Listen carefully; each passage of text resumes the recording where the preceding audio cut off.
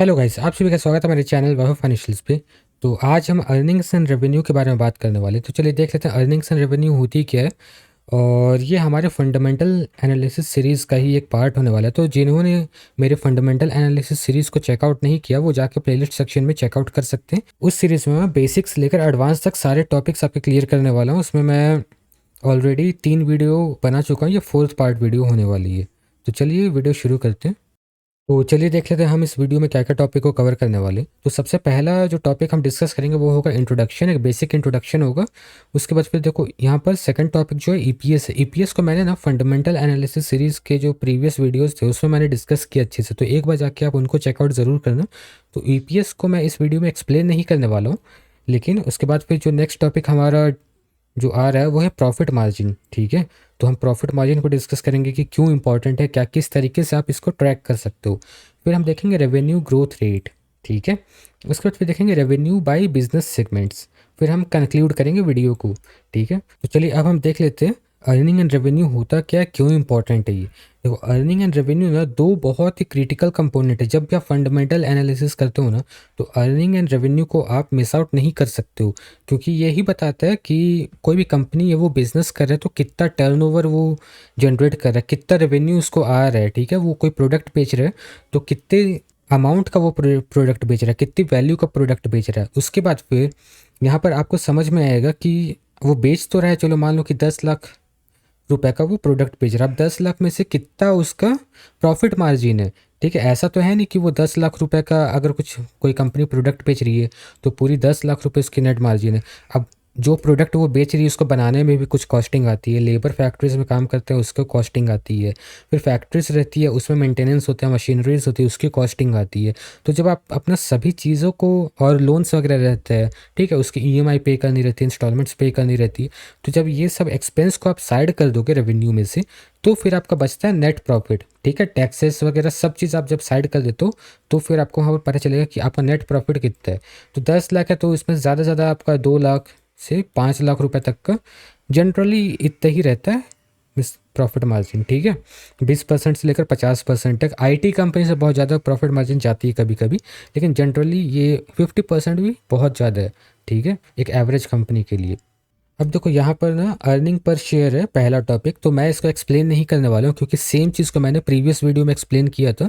तो आप उसको जाके ज़रूर चेकआउट करना और ना स्टेप बाय स्टेप वीडियोस को देखो ताकि आप ना बहुत अच्छे से फंडामेंटल एनालिसिस करना सीख सको और क्या क्या स्टेप्स इन्वॉल्व हैं। मैंने इंट्रोडक्शन वाली वीडियो में बताया हुआ है, उसको फिर धीरे धीरे करके हम यहाँ पर समझ रहे हैं। तो ईपीएस को आप जाके चेकआउट कर लेना और आप वीडियो को पॉज करके भी इसको पढ़ सकते हो। ठीक है, अब हम आ जाते हैं प्रॉफिट मार्जिन पे। तो देखो मैंने इंट्रोडक्शन में समझाया था कि किस तरीके से प्रॉफिट मार्जिन निकलता है। ठीक है, जो रेवेन्यू होती है और प्रॉफिट मार्जिन है उसमें क्या डिफरेंस है। चलो मैं आपको अच्छे से एक्सप्लेन कर देता हूँ कि प्रॉफिट मार्जिन होता क्या है। ठीक है, प्रॉफिट मार्जिन इंडिकेट क्या करता है, ये ना इंडिकेट करता है परसेंटेज ऑफ रेवेन्यू। ठीक है ना, जितने भी कॉस्टिंग आपके आते हैं उसको डिडक्ट कर दोगे अपने रेवेन्यू में से, तो जो आपका परसेंटेज बचता है वो आपका प्रॉफिट मार्जिन होता है, वो आपका शुद्ध मुनाफा होता है वो। ठीक है, अब देखो प्रॉफिट मार्जिन में भी ना बहुत सारे टाइप का प्रॉफिट मार्जिन है। तो यहाँ पर हम इसको अच्छे से समझ लेते हैं क्या क्या है। तो देखो सबसे पहले होता है ग्रॉस प्रॉफिट मार्जिन। ठीक है, फिर होता है ऑपरेटिंग प्रॉफिट मार्जिन और होता है नेट प्रॉफिट मार्जिन। इसको हमें स्टडी करने की क्यों ज़रूरत है, प्रॉफिट मार्जिन हमें समझने की क्यों ज़रूरत है। ठीक है, बहुत लोग बोलेंगे कि हम तो प्रॉफिट मार्जिन को नहीं भी देखेंगे तो बस हम देख सकते हैं कि उसका रेवेन्यू बढ़ रहा है घट रहा है ये सब। अगर बढ़ रहा है तो फिर खरीद लो कंपनी को, घट रहा है तो फिर मत खरीदो या फिर उसको होल्ड पे रखो, देखो उसको कि अगले 1 साल 2 साल या 1 2 क्वार्टर 4 क्वार्टर में किस तरीके से परफॉर्म करता है। नहीं, देखो रेवेन्यू बहुत बार क्या होता है ना, रेवेन्यू बहुत ज़्यादा बढ़ती है। जैसे कि एक कंपनी है वेदांता। ठीक है, बहुत सारे लोग जानते होंगे वेदांता कंपनी, ये डिविडेंड बहुत ज़्यादा देती है। ठीक है, इसकी रेवेन्यू भी बहुत ज़्यादा है लेकिन प्रॉफिट मार्जिन इसकी बहुत कम है। ठीक है, तो आप इस तरीके की कंपनी को अवॉइड कर सकते हो अगर आप ना एक फ्यूचर ग्रोथ चाहते हो कंपनी में। हाँ, डिविडेंड्स आपको चाहिए तो फिर आप इस कंपनी के साथ जा सकते हो। ये कोई बिजनेस स्टॉक का रिकमेंडेशन नहीं है, मैं आपको एक एग्जांपल दे रहा हूँ। ठीक है, अगर किसी बंदे को डिविडेंड्स ही सिर्फ चाहिए तो फिर इस टाइप के कंपनीज में वो इन्वेस्ट कर सकते हैं अच्छे से उसके बैलेंस शीट पढ़ के। लेकिन हाँ, आपको चाहिए कि आज आप कोई कंपनी ले रहे हो 100 रुपये पे, ठीक है, कोई शेयर प्राइस 100 रुपये का है, और चाहते हो कि 15 साल के बाद वो 2 हज़ार का हो जाए, ठीक है, या 10 हज़ार का हो जाए। तो इस टाइप की कंपनीज़ ना उस टाइप का रिटर्न बहुत ही कम दे पाती हैं, ठीक है। बहुत कम चांस है कि ये कंपनी उतनी ज़्यादा ग्रो होगी, क्योंकि ना ये सब लोन दे दे मीन्स लोन ले लेके ये सब कंपनीज़ आपको डिविडेंड उतने बड़े-बड़े देते हैं, ठीक है। लास्ट ईयर का देखो 300 साढ़े 300% ये डिविडेंड दे दिए, ठीक है। तो जितना इनका प्रॉफिट है उससे 3 गुना ज़्यादा डिविडेंड बाँट रही है ये कंपनी। तो ये चैरिटी आप इसका फ़ायदा उठा सकते हो, और बाकी आप समझदार हो, अच्छे से अपना एनालिसिस कर लो, उसके बाद फिर ये सब चीज़ों में पढ़ो, ठीक है।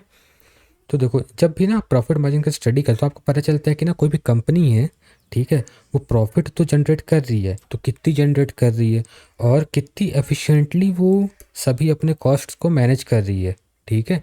जैसे कोई कंपनी है, मिस मान लो कि एक ही सेक्टर की कोई कंपनी, फार्मा सेक्टर ही हम ले लेते हैं, ठीक है। फार्मा सेक्टर है, इसमें दो कंपनी है, कंपनी ए और कंपनी बी, ओके। अब देखो, कंपनी ए भी सेम कोई टैबलेट बना रही है, बी भी टैबलेट बना रही है, ठीक है, और सेम नंबर ऑफ टैबलेट्स ही बेच रहे हैं। लेकिन यहाँ पर आप देख मिस अगर आप एनालाइज करोगे, कंपनी ए मान लो कि 20% प्रॉफिट मार्जिन पे काम कर रही है, और कंपनी बी यहाँ पे 50% प्रॉफिट मार्जिन पे काम कर रही है। तो कौन सी कंपनी है जो ज़्यादा ग्रोथ मिस आपको देगी लॉन्ग टर्म में? ऑब्वियस सी बात है, जो 50% प्रॉफिट मार्जिन पे काम करी वो ज़्यादा देगी, क्योंकि इसका प्रॉफिट मार्जिन ज़्यादा है, ठीक है। इस सेम टैबलेट को कम कॉस्ट पे बना सकते हैं, ठीक है। तो इस तरीके से आप एनालाइज कर सकते हो सेम सेक्टर में। जब आप कंपनी को एनालाइज करोगे ना, तो यहाँ पर ये सब चीज़ रेवेन्यू, ये सब चीज़ यहाँ पर ज़्यादा काम में आता है, ठीक है। जैसे फार्मा सेक्टर, उसमें आप कंफ्यूज हो सकते हो कि आपको सन फार्मा लेना है, सिप्ला लेना है, ठीक है, या कोई और कंपनी लेना है, आपको डॉक्टर रेड्डी के साथ जाना, क्या चीज़ है। तो फिर आप इस तरीके से एनालाइज करोगे, आपको क्लियर हो जाएगा कि कौन सा कंपनी के साथ आपको जाना लॉन्ग रन में, ठीक है। अब चलिए, अब हम देख लेते हैं कि प्रॉफिट मार्जिन आप कहाँ से ट्रैक कर सकते हो। तो चलिए देख लेते हैं कि हम किस तरीके से किसी भी कंपनी का प्रॉफिट मार्जिन, तो चलिए अब हम देख लेते हैं कैसे। तो चलिए अब हम मनी कंट्रोल का यूज़ करके देखते हैं कि किस तरीके से हम किसी भी कंपनी का प्रॉफिट मार्जिन स्टडी कर सकते हैं। तो देखो, यहाँ पर मैंने सन फार्मा को ओपन कर लिया, सन फार्मा का, क्योंकि मैंने बहुत बार एग्जांपल लिया। आपको ना इसमें फाइनेंशियल्स पे क्लिक करना है, ठीक है। फाइनेंशियल पे क्लिक करोगे तो यहाँ पर देखो, आप देख सकते हो यहाँ पर ओवरव्यू वगैरह ये सब आपको दिखता है। आपको ना साइड में एक टैब मिलेगा प्रॉफिट एंड लॉस का, ठीक है। इस पर आपको बस क्लिक कर लेना है। इस पर आप क्लिक करोगे ना, डिटेल में आपके यहाँ पर ओपन हो जाता है। तो देखो यहाँ पर ना सेशन वाइज हम इस ना हर साल का यहाँ पर वो बताया हुआ है, ठीक है। हम ईयरली यहाँ पर प्रॉफिट एंड लॉस को एनालाइज कर रहे हैं। तो देखो यहाँ पर रेवेन्यू कितनी है इसकी, 43,000, ये सब टोटल रेवेन्यू। चलो देख लेते हैं, टोटल रेवेन्यू इसकी 44,520 CR है, ठीक है, टोटल रेवेन्यू सन फार्मा की। अब एक्सपेंस देखो, टोटल एक्सपेंस कितनी है, 34,940 CR इसका एक्सपेंस है, ठीक है। अब टोटल अगर प्रॉफिट आप देखोगे तो कितना, 8,512 CR सिर्फ है।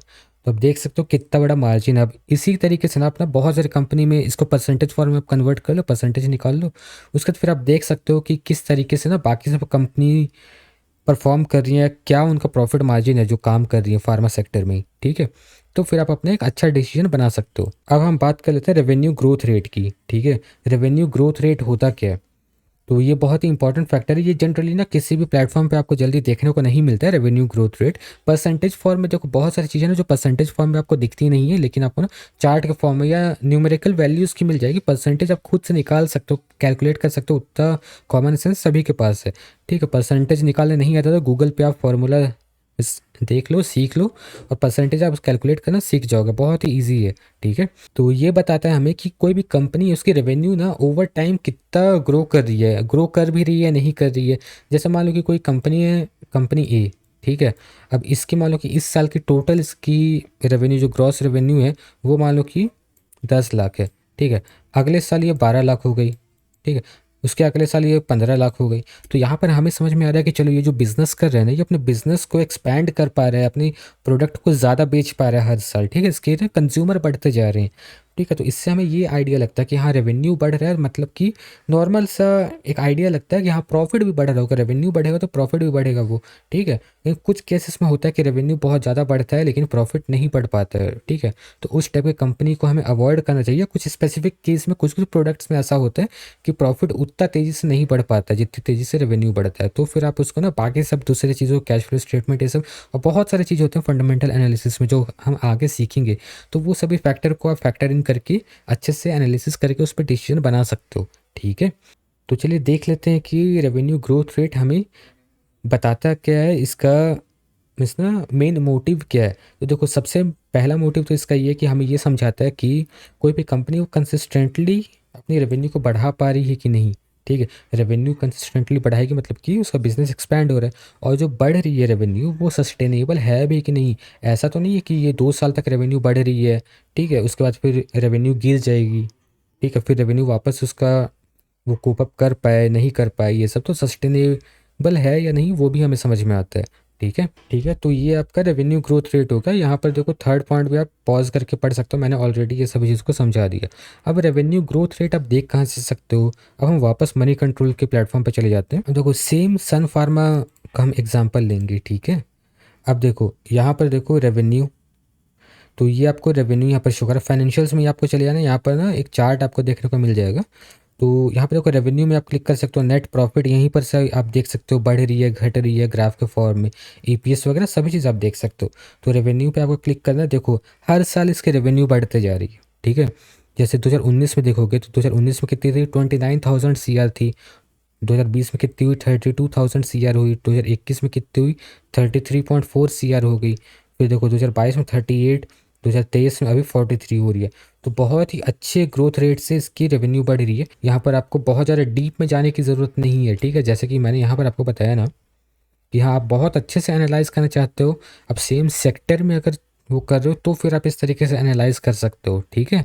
लेकिन जनरली ना मैक्सिमम लोगों के लिए यहाँ पर रेवेन्यू ग्रोथ रेट का आप वहाँ पर देख लो, ये आप बार चार्ट यहाँ पर देख लो, ठीक है। तो फिर आप समझ जाओगे कि क्या सिस्टम चल रहा है यहाँ पर। अब देखो सेम सेक्टर में यहाँ पर जो पीयर्स हैं इनके, इससे कंपेयर कर लो, फिर आपको पता चल जाएगा कि हाँ सन फार्मा अच्छा है या सिप्ला अच्छा है, डिविस लैब अच्छा है कि डॉक्टर रेड्डी है, मैनकाइंड फार्मा है, जो भी आपको पसंद है तो उसके साथ आप अपना डिसीजन बना सकते हो, ठीक है। तो चलिए अब हम बात करते हैं रेवेन्यू बाय बिजनेस सेगमेंट की। तो देखो ये ना बहुत ही इंपॉर्टेंट टॉपिक है और ये थोड़ा सा कॉम्प्लेक्स आपको लग सकता है, लेकिन ये कॉम्प्लेक्स बिल्कुल भी नहीं है। देखो कोई भी कंपनी होती है, जैसे कि मान लो कि आप सन फार्मा की बात कर लो या फिर रिलायंस की बात कर लो। रिलायंस का अगर आप फाइनेंशियल स्टेटमेंट पढ़ोगे तो ऐसा तो है नहीं कि रिलायंस सिर्फ पेट्रोलियम का काम कर रहा है, रिफाइनरी का काम कर रहा है, ठीक है। उसी कंपनी में आपका जियो का भी वो काम चल रहा है, और बहुत सारे उसके जो मार्केट वगैरह रहते हैं मॉल टाइप के छोटे छोटे, उसके जो ग्रॉसरी स्टोर्स, जैसे ग्रॉसरी स्टोर्स रहते हैं ये सब, या इलेक्ट्रॉनिक स्टोर्स रहते हैं, तो वो सब भी आपको वहाँ पर देखने को मिलती है। सभी की रेवेन्यू वहाँ पर कैलकुलेट होकर आपको दिखती है रिलायंस के शेयर में। तो ना लेकिन आपको एनालाइज करना, मान लो कि आप ना सन फार्मा के ऊपर रिसर्च करो, कोई फार्मास्यूटिकल कंपनी के ऊपर रिसर्च कर रहे हो। मैं बार बार सन फार्मा का नाम इसी के लिए ले रहा हूँ क्योंकि प्रीवियस वीडियो में मैंने उसका एग्जांपल लिया था, तो इसी के लिए, ताकि आपको अच्छे से समझ में आए कोई भी एक कंपनी का हम अच्छे से स्टडी कर पाएँ, इसी के लिए मैं उसका बार बार एग्जाम्पल ले रहा हूँ। तो ऐसा तो है नहीं कि सन फार्मा सिर्फ कैप्सूल्स बेच रही है, ठीक है, वो इंजेक्टेबल्स भी बेच रही है, वैक्सीन भी बेचती होगी, ठीक है, फिर सिरप्स भी बेचती होगी, बहुत तरह के मेडिसिन बेचती होगी, मेडिकल इक्विपमेंट्स भी बेचती होगी कुछ, ठीक है। तो मुझे उसके बारे में उतना जानकारी नहीं क्या क्या बेचती है, लेकिन आपको ना एनालाइज आप कर सकते हो कि देखो वो फार्मा का भी काम कर रही, इंटरेस्ट से भी पैसा कमा रही होगी, वो उससे कुछ प्रॉपर्टीज़ होगी, उससे इंटरेस्ट से भी पैसा कमा रही होगी। तो बहुत सारे सेक्टर होते हैं जिसमें ना कोई भी कंपनी अपना काम करता है, डाइवर्सिफाई करके रखता है थोड़ा थोड़ा, ठीक है। तो हम ना हमें एनालाइज करने की, जित मान लो कि हम फार्मा सेक्टर की कंपनी देख रहे हैं, तो उसका जो मेन कोर बिजनेस है, ठीक है, वो कितना रेवेन्यू ला के दे रहा है, जो उसका अदर इनकम है वो ज़्यादा नहीं होना चाहिए कभी भी। कोई अगर दवाई बनाने वाली कंपनी है वो इंटरेस्ट से ज़्यादा पैसा कमाने लगे, दवाई से कम कमाए, तो यहाँ पर आपको समझ जाना चाहिए कि वो कंपनी अपनी दवाई को अच्छी तरीके से प्रमोट नहीं कर पा रही है, उसके प्रोडक्ट में दम नहीं है, ठीक है। इसी के लिए वो अपना कोर बिजनेस से पैसा नहीं कमा पा रही है, अदर इनकम सोर्स से वो पैसा कमा रही है। तो यही चीज़ आपको देखने को मिलती है, और इसको अपना मनी कंट्रोल बहुत ही अच्छे से एनालाइज कर सकते हो। थोड़ा सा कॉम्प्लेक्स टाइप को लगता है समझने में, लेकिन बहुत ही ईजी है, ठीक है। और आप स्लाइड को ना पॉज करके पढ़ सकते हो, आपको बहुत ही अच्छे से यहाँ पर समझ में आ जाएगा। तो देखो यहाँ पर ना सभी का एनालाइज करने का तरीका अलग है, मेरा एनालाइज करने का तरीका अलग है। मैं बहुत ही सिंपल रखता हूँ अपना, बहुत ज़्यादा डीप में मैं स्टडी नहीं करता हूँ कोई भी चीज़ को, ठीक है। तो देखो यहाँ पर ना आपको ना फाइनेंशियल स्टेटमेंट ओपन कर लेना है। तो देखो सन फार्मा में फाइनेंशियल आप ओपन करोगे, यहाँ पर प्रॉफिट एंड लॉस का ऑप्शन आता है, इस पर आपको क्लिक करना है, टैब ओपन हो जाता है। फिर देखो यहाँ पर से आप चेंज भी कर सकते हो सभी चीज़ें, ठीक है। तो देखो यहाँ पर कंसोलिडेटेड में हम चले जाते हैं। तो देखो यहाँ पर ना रेवेन्यू फ्रॉम ऑपरेशंस, जो इसका ना मेन ऑपरेशन है, जो सन फार्मा का मेन काम है, वहाँ पर से कितना रेवेन्यू आ रहा है वो आपको दिख जाता है। फिर आपको अदर इनकम भी दिख जाता है यहाँ पर, ठीक है। तो अदर इनकम में देखो हमेशा ना कभी भी अदर इनकम ज़्यादा नहीं होनी चाहिए, ठीक है? क्योंकि जो उसका कोर बिज़नेस है ना, कोर बिज़नेस का हमेशा प्रॉफ़िट ज़्यादा होना चाहिए, अदर इनकम हमेशा कम होना चाहिए। अदर इनकम में बहुत सारी चीज़ें रहती हैं, जैसे इंटरेस्ट से पैसा आता है, कोई प्रॉपर्टी वगैरह है, वो कभी बिकती है तो उससे पैसा आ जाता है और बहुत सारी चीज़ें रहती हैं, बहुत सारी कंपनी की डिफरेंट वो रहती है, ठीक है? तो अदर इनकम हमेशा कम होना चाहिए, बहुत ज़्यादा मार्जिन से कम होनी चाहिए एज़ कम्पेयर टू इसका ये, ठीक है? तो चलिए यहाँ पर हमारा अर्निंग एंड रेवेन्यू का टॉपिक ख़त्म होता है। यहाँ पर बहुत ज़्यादा टॉपिक थे, 3-4 टॉपिक्स थे जो मैंने आपको एक्सप्लेन कर दिया। ईपीएस को आप एक बार जाके अच्छे से स्टडी कर लेना मेरे प्रीवियस वीडियोज़ से, ठीक है? और यहाँ पर आप कोई भी प्लेटफॉर्म यूज़ कर सकते हो, ऐसा ज़रूरी नहीं कि आप मनी कंट्रोल प्रो यूज़ करो या फिर normal basic money control use करो। आप धन पे भी जा सकते हो, फायर्स पे भी जा सकते हो। आजकल मेजॉरिटी ऑफ द ब्रोकर्स आपको ये ऑप्शन देते हैं कि आप वहाँ पर बेसिक फाइनेंशियल स्टेटमेंट सब स्टडी कर सको। तो आशा करता हूँ आपको मेरा वीडियो पसंद आया होगा। अगर आपको ये वीडियो पसंद आया तो प्लीज़ वीडियो को लाइक करो, चैनल को सब्सक्राइब करो, कंटेंट जितना हो सके उतना ज़्यादा शेयर करो और अच्छे से ट्रेड करो, अपना ख्याल रखो। Good bye.